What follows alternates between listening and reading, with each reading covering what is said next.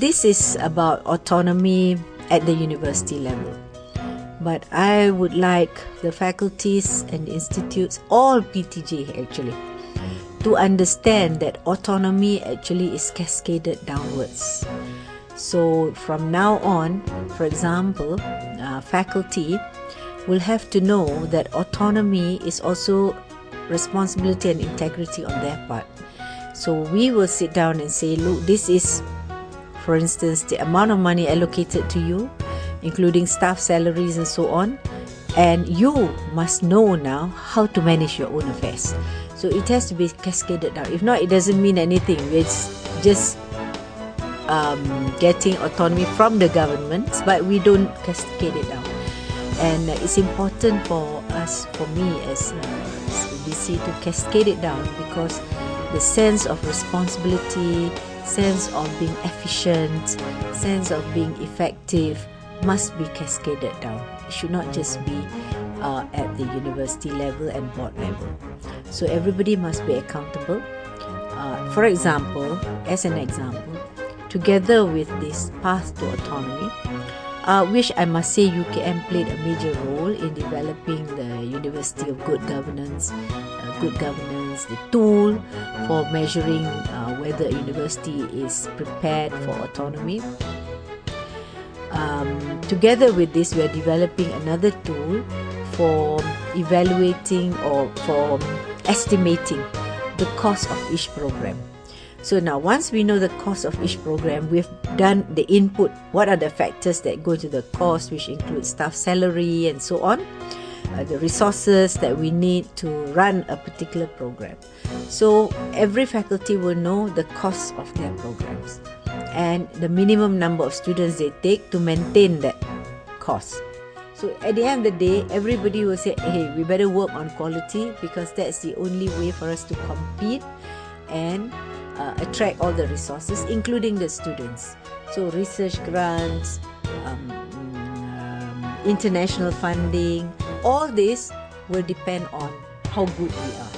And autonomy actually helps you in that way, because autonomy makes you want to compete, and competition is what makes you great, not complacency, because you're getting money no matter what you do. Now you have to work very hard to show you deserve the money, you deserve the grant. And that's why I feel autonomy will push us towards excellence. It's a lot of hard work, but we only want hardworking people in UKM. Everybody must learn how to be cost effective. Of course, we will have training sessions, which we've been doing for the heads, for the deans, for the heads of department and deputy deans and so on management. We've been doing management courses, leadership courses. So we are preparing our people to face the autonomy. But at the end of the day, I think it will make the university as a whole become more cost effective, become more, will move more towards excellence, because you'll be very quality conscious. And at the end of the day, I think we will rise as a university that's moving towards excellence with autonomy, as envisaged in the autonomy exercise. And our transformation plan has got several features, one of which is the 8 niche areas that we have developed.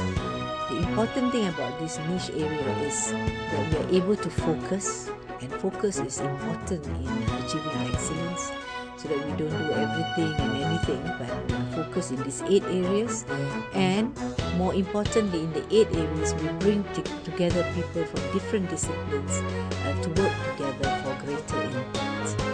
Now, we have been able to achieve this in the research area, and research goes down the chain right up to commercialization.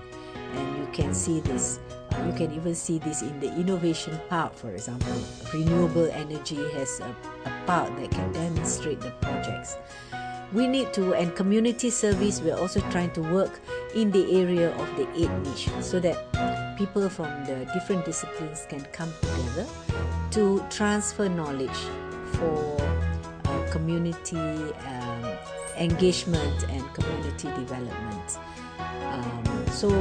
The other important area will be in the educational programs. Currently, we are very discipline based. Now I can see people are beginning to think about the niche, so that we develop programs according to the 8 niche areas as well. And I believe this will be the way for us to improve quality and to attract people to come and do our programs, because they will be relevant, not just locally but also internationally.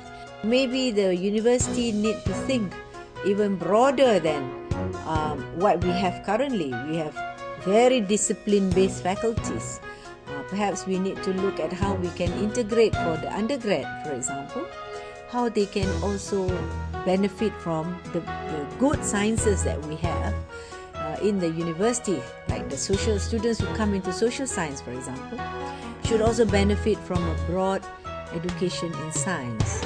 Similarly, the science students, science background students, should come in and benefit from the arts, for example, and the social sciences.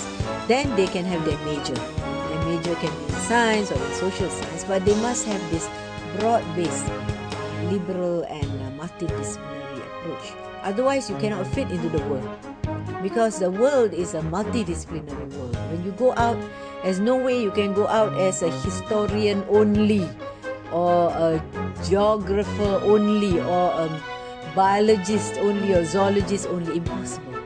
Now it's not like that anymore. The world has gone different. If you go out, you're a zoologist. For all you know, at the end of the day, you might end up as a manager somewhere. So you still need that broad-based kind of knowledge of understanding people, understanding organizations. So this need to be infused very early in the life of a student. So I hope with this we will start thinking about the niche in education as well.